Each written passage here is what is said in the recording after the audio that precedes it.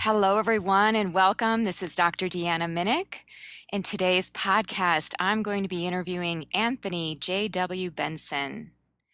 Anthony was born in London, England, and he's had a nearly 40-year plus career in the field of creativity and communication.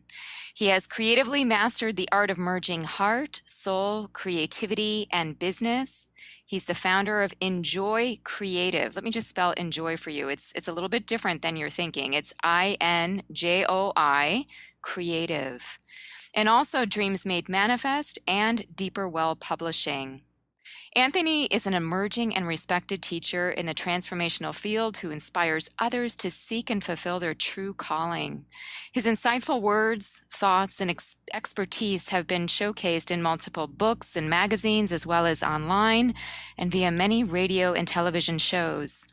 Having had the honor of co-creating with many of the world's leaders in the entertainment, personal development, and health and wellness fields, he passionately serves as a creative business strategist, coach, producer, and writer who specializes in working with consciously awake authors, speakers, musicians, and performers, as well as entrepreneurs and small businesses, helping them to manifest their dreams.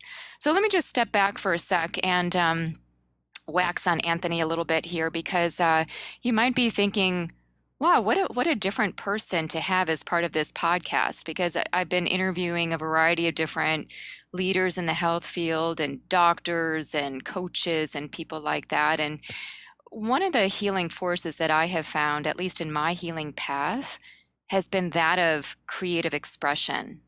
And I've known Anthony for some years now and have worked with him in different capacities and have seen his work. You know, the fact that he's a musician. I mean, he's really rubbed shoulders with the famous in this whole space of performing arts and people in the health and wellness space. And what I really find intriguing about him is not just his professional life, but his personal story. And where he comes from. So what I'd like to do is to have a conversation with Anthony in the way of revealing and unfolding and unpacking who he is and how that's made him into who he is today, and really bringing out the gifts that he has to offer. And I know that there's something in this story for everybody, you know, just really listening to the bountiful aspects of creative expression and where that can lead us. So hello and welcome, Anthony. Hello, Deanna. I'm so honored and excited to be here with you today. Thank you for inviting me, and thank you for that wonderful introduction. You know, the idea of having you as part of this podcast came for me out of a dream. I was really focused on, you know, who are the different leaders that I want to bring to the people who are doing Whole Detox. And I remember waking up, and it was after some recent conversations that I had with you, and I'm thinking, Anthony, I need to bring Anthony out and have him showcase to all of these lovely people that are looking for personal transformation. So tell us a bit about your past, your story, you know, who you are as a person. And did I accurately represent you in terms of like all of this bountiful creative expression? You know, how do you see yourself in that way? Well, to answer the latter part of the question first is yes, you did represent me perfectly. And the creative expression and all that I've done to show up in the world in terms of how I interact and the things that I connect to on a passionate level that are really my true callings are a direct result of all the work that I have done since the major changes that I had to make in order to survive and to still be on this planet. So to answer the first part of your question, my background, you know, is no better or no worse than anyone else's, but it's mine. It's my experience. It's what I've lived. And all of us have had, you know, these lives that we've gone through, you know, the challenges and the triumphs that come with them, of course. Mine, I had a lot to navigate. And I was born in London back when it was still cool. Brexit be damned. And due to ear troubles, I was completely deaf for 4 years of my life, from 2 to 6. Oh, wow. And it was also around this age I was in a really horrible car accident that split my skull. My mom divorced my father, and ultimately remarried. And my family eventually moved to the States around age 3. And my family at that time, by all appearances, was really the epitome of an all-American upper middle class apple pie existence in terms of, the things that I would do, how I did in school, the jobs that my parents held, and all of that. I mean, it was very much kind of a gloss of perfection on the outside, but under my family's facade of perfection was a consistent alcohol-fueled rage, violence, and lots of dysfunction. So it was kind of like nightly episodes of Mad Men, as directed by Quentin Tarantino. I knew that you'd give a movie reference. That's perfect. So I love what you said there. Can you talk a little bit more about gloss of perfection? What do you mean by that? How were you so perfect? Yeah, I think a lot of families, by appearances, when you look at a family or look at a situation or look at somebody, one can project assumptions of what's going on and how they live their life, whether it's comparing yourself to the Joneses down the street because they have the fancy car and the nice TV, or the kind of job that somebody has. I think there are assumptions that come about on what is actually going on behind closed doors, positive or negative. The truth is, unless you're living it, you have no idea. Mm-hmm. So you can have the nice fancy job, you can be rubbing shoulders with fancy people, you can be showing up in school, you can be maintaining good grades, you can be showing up in sports, but it has nothing to do with what really might be going on, especially if alcohol and other challenges are fueling whatever situation might be brewing.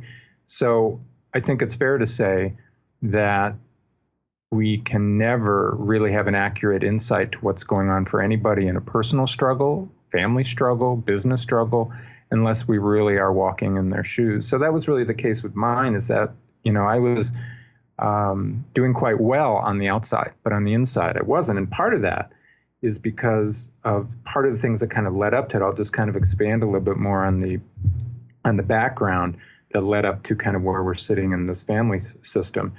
In second grade, I was sexually abused by an older kid in the neighborhood. I had my first drink by 8. And though, as I referenced, I was an A student, I became a high school dropout and lived on my own by 15. I was in and out of the Army and had a nervous breakdown by 17. So all these things were kind of setting the stage for my own personal challenges that I was going through because of the family system in which I was living, and finding myself on the receiving end of a lot of anger, a lot of rage, a lot of dysfunction, and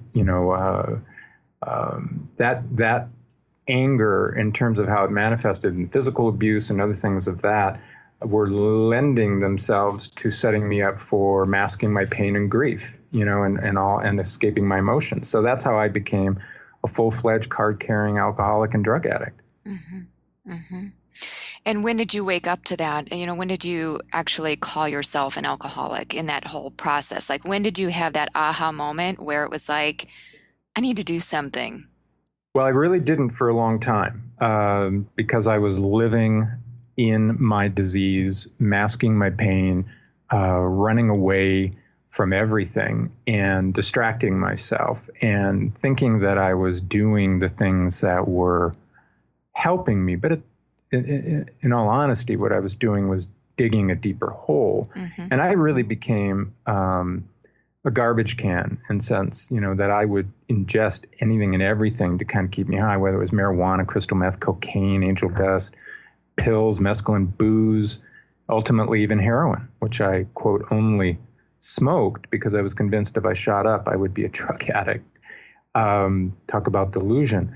So this isn't really what I imagined for myself, doing all this, growing up in the Midwest. But at 19, specifically to your question, I was reflective because everything had fallen out. My girlfriend had left me. I had no job. The band I was managing had just broken up. I had no car. I had no money. I had no connection to my family. I lived in a rundown apartment in downtown Minneapolis that had very little heat and was in a really bad neighborhood. Hookers, pimps, drug dealers were my neighbors. And I had become, quite honestly, the epitome of desolation. I was really desperate. I was really scared. And I was also on the brink of self-initiated extinction. So part of the process of getting me to what you're asking is I woke up after another night of doing drugs and in a haze, and I found myself alone. I crawled out of bed, was grappling for a cigarette at the time because I smoked cigarettes back then too, and I couldn't find one, in the room because it was filled with empty beer bottles, dirty clothes, and lots of fast food wrappers.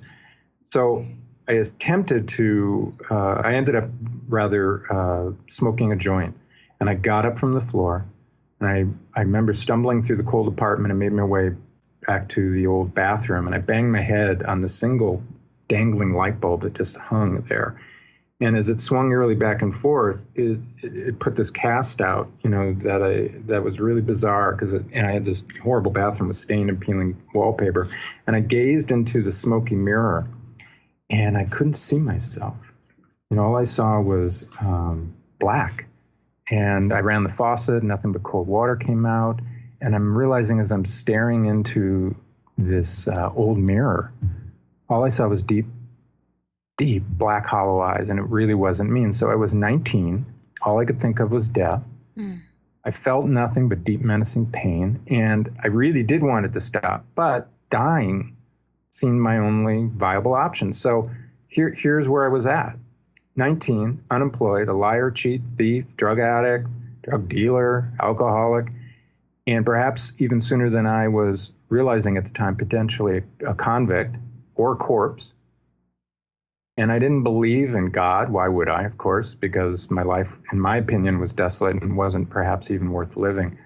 So then, in a flash of surprising sobriety in that moment, I remembered these amazing, simple yet life-saving words of Marcia, my best friend at the time's mother, saying, "If you ever need to talk, I'm here for you, no matter what."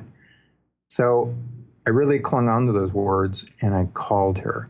And she kindly yet directly stated that there was one condition to our meeting, and that I could not be using drugs. And ever the addict, I thought, what does that have to do with my problems? So of course, I lied. And we met once a week at a church library. I finally had someone to talk to who listened and accepted me. But one day, weeks after we started, Marcia asked if I had been getting high. And without missing a beat, I answered yes. And I don't know why I did at that time. So right then and there, literally 15 minutes later, I whisked away to a drug treatment facility. And of course, they met with me and said, yes, you are indeed an addict and alcoholic, and you need to be in a 4-week inpatient program. So that's where it started. But it didn't really come together yet because I was so busy being distracted and learning how to play backgammon, helping others with their issues other than the deep work that I did. And eventually things happened that led up to the last day, which then shifted in where I was, and that's where I had my spiritual awakening in a session, which I'm more than happy to share, but that I don't want to go on too long here, but just to kind of set up that it was quite a road getting to a place of readiness to be willing to be honest with myself. Anthony, I feel like I've just entered into the movie of your life. And, we're in a clip, and I was seeing you in that bathroom and in your bedroom, and everything was just so hyper real. It was like I was there with you. And the whole time you're describing this, I'm sensing and thinking, what is he wanting? Like, why is he living this life of addictions? Just why the mask, and even the fact that you didn't even see yourself. You saw this blackness. It was almost like there's this illusion or this block in some way. And I talk a lot about, toxins being barriers, all different kinds of barriers. So before we get into your spiritual awakening, maybe just wax a little bit on, what do you think now in retrospect, going back decades, what were you masking? You talked about pain, but what was at the deepest core of that? Because, I always think about that with people in addictions, and we all have addictions of various types. What are we masking? What are we trying to block? Well, I would say for myself, not only then, but also in retrospect, looking back at it, because obviously I've had plenty of time and I've talked about this quite a bit, to kind of really look at it 360 and kind of feel it at a different level, not only in terms of what happened, but also at an energetic level, which I think is more to your question. So the energy of it is that I was trying to live up to the expectations that were thrust upon me by my family. There was, stepfather was a Navy man, a successful businessman, and also at one time was even a coach of my football team. And I really was supposed to be this amazing athlete, an amazing student, an amazing kid, and all that. And because of the roles my mom had in the society in the Midwest when we lived in Kansas, there was this thing of having to be the perfect kid. So you merge that with me never meeting my father and a whole drama around the whole setup of how they kept the truth of my father away from me, and then trying to live up to this expectation, and then never meeting those expectations in their eyes and being on the receiving end of physical abuse and other things. I was constantly trying to find my center. Where was my balance in this world? And I even, I was a straight A student. I did extra credit, and I was even in 7th grade put into college courses doing math. I mean, I was a math wizard when I was a kid, and today I can barely, balance my checkbook. So I don't know what happened there other than once the family fell apart, I didn't have a connection to my father. My mom was a mess, another divorce, and I found myself on the streets and dropping out of school. I was trying to find a way to connect in with a community because I didn't have a family community. And the way to do that very easily after, smoking my first joint is around drugs. There is that kind of common connection. And then when the drugs start taking a hold and really being the driving force in all that I do in my world, I mean, I literally chain smoked dope. I was doing all these different drugs as I shared. It was to try to medicate not only the pain, but try to create some equilibrium in my life because I felt so off balance because I didn't know where I was going and what to do, especially at that young age. I mean, I'd have a job, I'd do different things, but when you're that young and you feel that off course, really drifting at sea, you kind of do anything you can in order to feel connected to yourself, and getting high was the only answer that I had at that time. Mm-hmm. Mm-hmm. So lots of things swirling there, and one of the things you and I both share this message in our lives of perfectionism. Mm-hmm. And I think that, I think it was Julia Cameron who wrote the book, The Artist's Way, Right. who mentioned something about how perfectionism isn't the search for the best in us. It's almost like the search for the worst in us. And we bring that out. It's like we can never meet. You talked about your father's expectations, all of these kind of boxes and these categories, these labels that you were feeling were being assigned to you. And really just what I'm feeling listening to you is that you're longing and searching for understanding. You want to be heard. You want to have a sense of community. And you're right. I mean, there is something about the world of addiction in the way of establishing a common bond. Everybody's into certain things, and that gives people that sense of a tribe. Do you think, and after this question, maybe this is more of a brief answer, and then we go into your spiritual awakening, because I want to go from that darkness now into the light. But, I've been thinking a lot about this idea of tribe and community. And so often I see that people are longing for this. And it's so odd because, we have social networks and media and television. And do you feel like part of the etiology of why people are where they're at is because they're missing their tribe? I think it's very on point what you're saying. I think the need to connect, I mean, you deal a lot in energy, and that's a field that, I've worked with a lot of people as well. And I'm real big on the energy exchange, the energy you put out, the energy that you get back in, how you manage and handle that, whether it's energetic boundaries, whether it's clean energy, whether, it's, what's your intention? Are you in truth? Are you being authentic? So in doing that, we are bombarded by energy all the time, whether it's social media, whether it's TV, whether it's people, whether it's work, it doesn't matter. There's only so many hours in a day. There's so much that you can do. There's only so much you can connect to. How much of that are we doing authentically? How much are we doing that in truth? How much are we being clear of our intention and our actions and our words?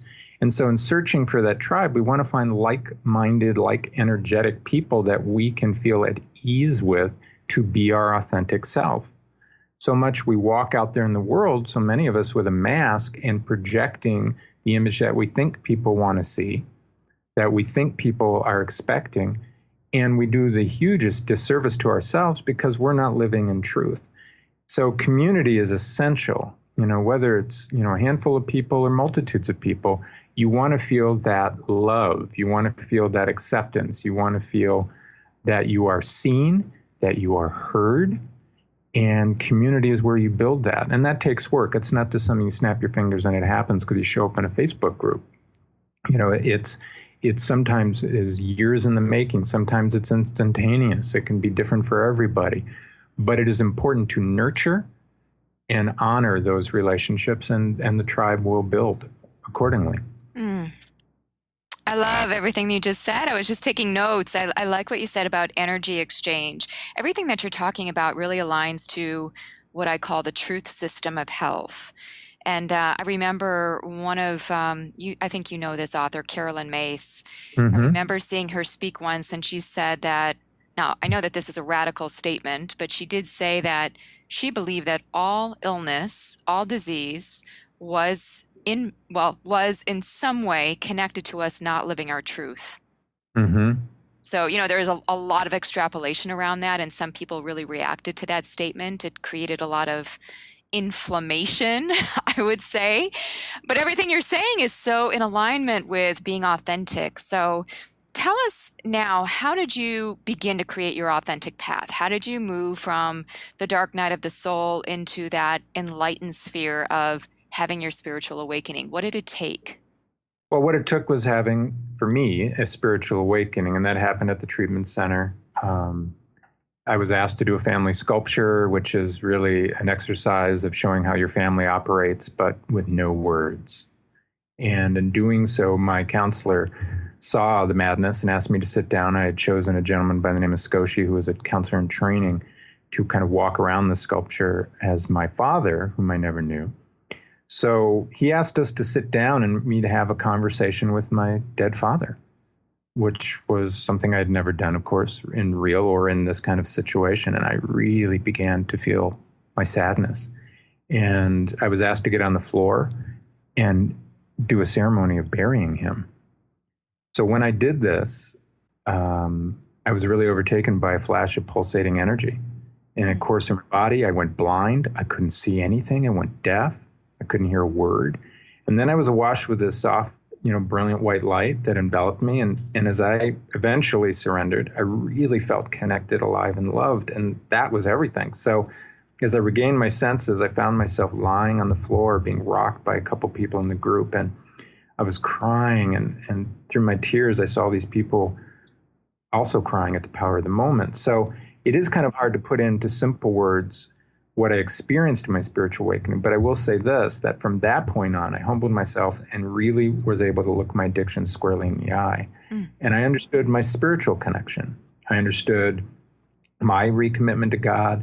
I no longer embraced an opinion that I was alone or forgotten or in a world that was void of a creator collective force.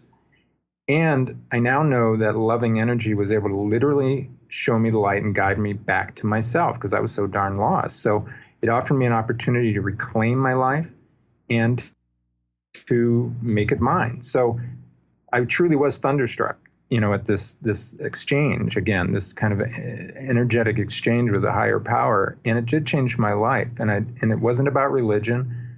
It was really about a personal relationship. And even though I have all these years of being clean and sober, it's not as simple as of just doing that. It's years of meetings and therapy and spiritual revelations, friends, community, personal growth that get you to a place of being willing to be who you really are. And so my shift was, as I was getting to know myself, I started, traveling, experiencing things on the creative field. I worked in the music business. I worked in the comedy world. I was in LA. I tried all these different things to really feel what it was like to express myself through these realms, whether it be music, whether it be comedy, whether it be marketing, whether it be promotion, whether it be writing. I have done all of that. And what I found was, because that I had moved the debris away of all the crap and BS and the drugs and the toxins, from my life. And really what there was, I'm just going to step back for a second, which is in alignment with the work you do, Deanna, is that's the detox. The detox is you have to cleanse yourself, and it doesn't just have to be food or, right? So I detox. That's really what my process was. I had to detox, cleanse myself, get myself to a different starting point of zero and build upon that, and do so in a way that was humble, which was open. One of my mantras is, always to be open to being open, and understanding that that openness allows the world to reach me in a way that I did not allow before. And so in kind of flexing my newfound energy and confidence and pride, and understanding that I had talents that could be honed, and over time getting really much better at what I did, and becoming excited and connected in from a passionate standpoint, and also from a just kind of from myself of honoring myself. I guess that's the best way to put it, that I was living my truth. And so that's where it started. And that's how I continued to kind of express myself, and also ultimately being able to be help to others and be of service in that regard. Wow. So much here, Anthony. And of course, this is such a short interview with you, and I'm sensing like the layers of these years and the path of self-discovery. I do want to dip for a second into the fact that you took a path in life towards creative expression, whatever form that took. So you've already described some of these. You're a musician, you worked with creatives, you worked really, I would say, in the performing arts area. One of the things that I feel is that creative expression allows us to connect to the vital force that runs through us, and really Nice. even puts us closer to God, to source, to, whatever that is. Do you feel after your spiritual awakening that you had, this personal relationship with God, source, however you're framing it? Right. Do you feel that your creative path helped to nurture that even further along?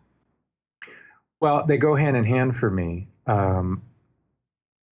The higher power, God, life force, whatever you want to call it, never went anywhere. I did, right? I went deep into a hole and hid, and was shutting down all the valves, and systematically doing it where it got me close to, having a one-on-one with the Grim Reaper.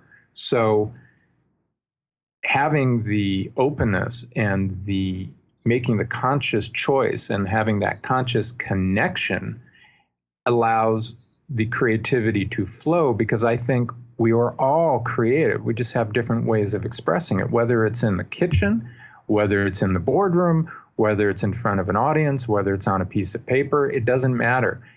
The importance is that we allow ourselves and give ourselves the freedom and the permission to explore that part of ourselves that many of us have kept tapped down for so long, because we get scared to see who we really are and potentially what we can actually accomplish. You've heard the term fear of success, and I think that's really true, but in even more nuanced ways, where people don't believe that they're capable of these creative connections and these creative gifts that they can share. And so part of the work that I endeavor to do is to not only help unravel that piece and to kind of destroy all the old tapes that so many of us listen to, but to help empower people to manifest their dreams, whatever they may be. And so that connection with source, as you asked, is so important, because that's the direct line to the energy that's going to make a difference of how you communicate your creativity. Without it, you're really lost at sea. You have no bearing. I mean, for me, that connection is like a mooring, right? Yeah. So that mooring is so essential because we need to feel safe. Mm-hmm. We need to feel that it's okay, and we have to kind of let go of the opinions of others that may dictate how we express ourselves. Because if we are always trying to please others, we will never please ourselves. It's just not energetically possible. So it's important that we love ourselves first, that we are true to the essence of who we are, that we live passionately, and the work that we do in a creative realm or in any realm is really connected to source, and we allow ourselves to flow. Well, I was just going to ask for your 3 takeaways, but it sounds like you just unfolded them to us. What I just picked up from what you said, and I wrote them down, loving ourselves is first and foremost, live passionately, and flow with your creative expression as a way of being connected to source. Well, you do that, Deanna. I mean, not only, obviously lots of people know you as an expert in your field in nutrition and detoxing and all the great work that you do, but many may not know that you are also a really gifted artist and that you paint, So I got to believe that way that you open yourself up and allow literally the flow to come through you to paint, especially with the type of work that the type of paintings you do that are so flowy. Do you not find that that's true for you, that that's an essential part of your process? It is. And as we opened up, I had mentioned to everybody that I believe it was really part of my own healing. I reached a ceiling with everything food and using my mind to try to crack the nut of how to get well.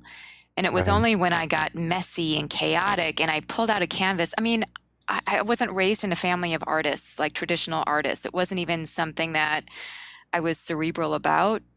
It Right. was something I felt led to do. And so I look at somebody like you who oozes creative expression. And for me, it wasn't always oozing. It only started to really get juicy when I started to get really sick. And so what I love about this talk with you is that I can see how creative expression also became a healing force in your life in some ways. It was like you've gone from the darkness into the light, and I'm just using those as metaphors, of course, Right. kind of like, yeah, the past of your life into the present and the future of your life, and how bright it is now, how illuminated it is with all of your learnings and the richness. And, you and I were talking even before we got on the podcast about how so many people are embarrassed and shameful about their stories. Yes. And, what you just revealed to us was, a really deep story about your life. You revealed a lot of things about yourself that, years ago, people wouldn't have felt comfortable about divulging to strangers.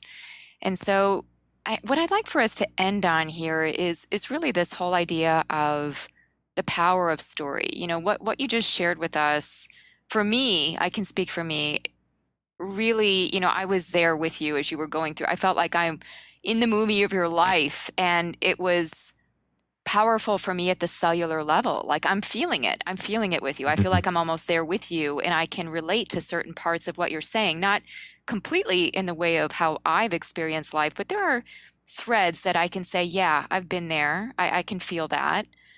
So give us, what is the therapeutic potential of story, and how can everybody listening really work with their story in order to help them heal?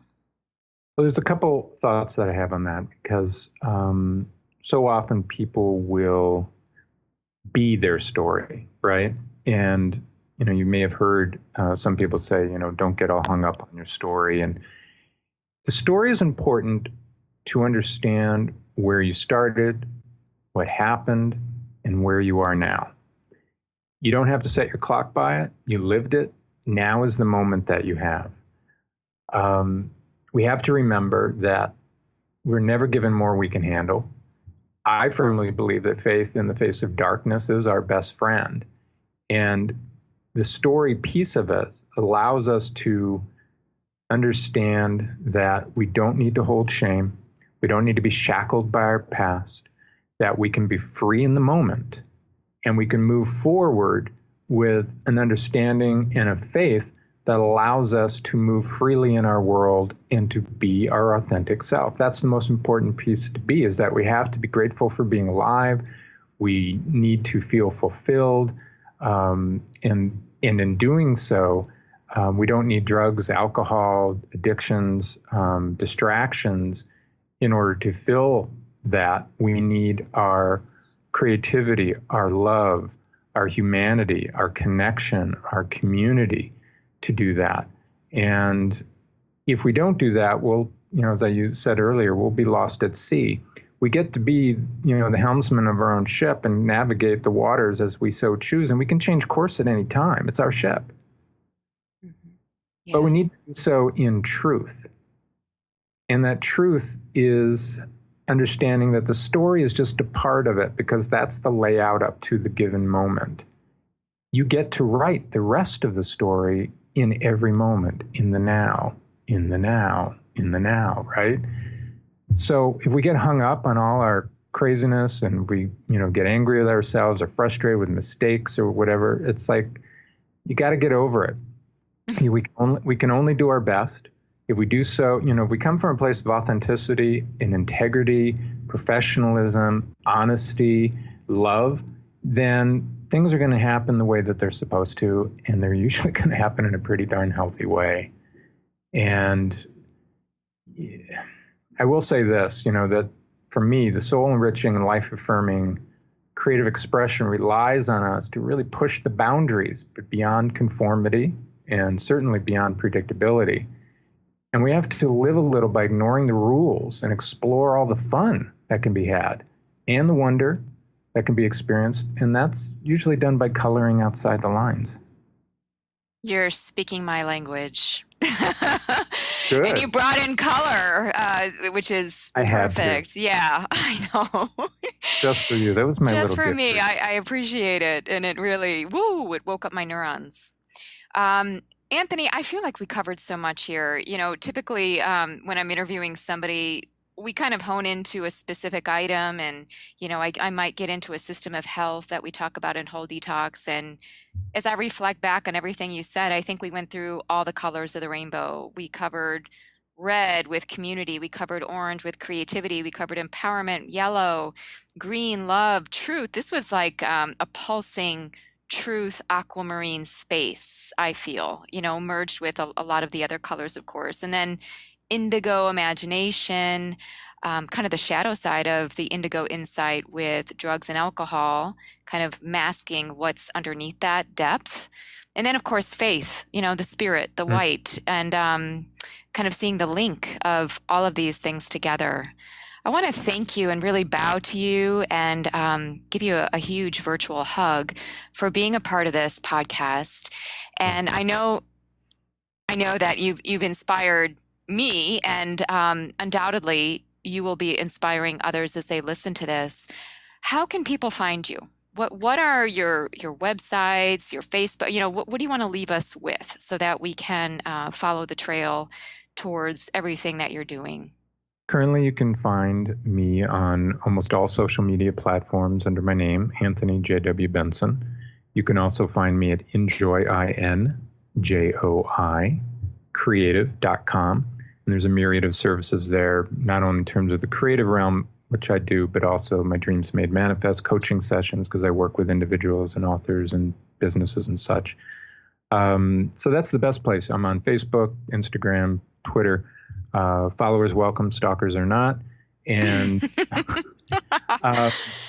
but I will say this has been wonderful, and I always enjoy speaking with you, and I think the work you're doing is phenomenal, and I think tuning people into their energy and understanding not only detox, but colors and how you work with your body and how you nurture it and how you heal it and how you bring health to it is something that's important for all of us.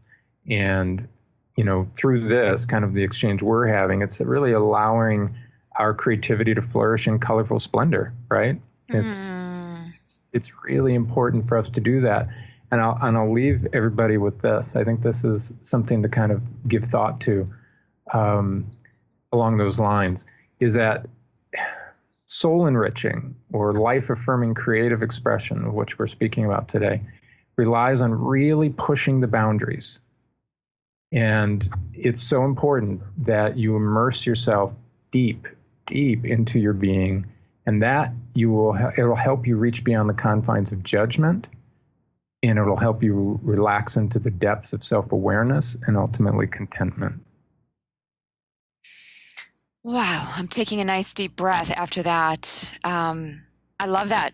Very soul enriching. And as a great reminder to always push those boundaries in good, true, and beautiful ways. Anthony, thank you. This has My been pleasure. Thank you. remarkable. This has been marvelous. All I've right. enjoyed it wholeheartedly, and It's hard to say goodbye. You know, it's like I just want to keep going with you here. So thank big you. energetic hugs to you and to the listening audience, and thank you so much for offering this program. It's a real gift, all the work you're doing, and I'm always honored and so grateful to be a part of what you're doing. Thank you so much. Take care, Pleasure. everyone. Be well.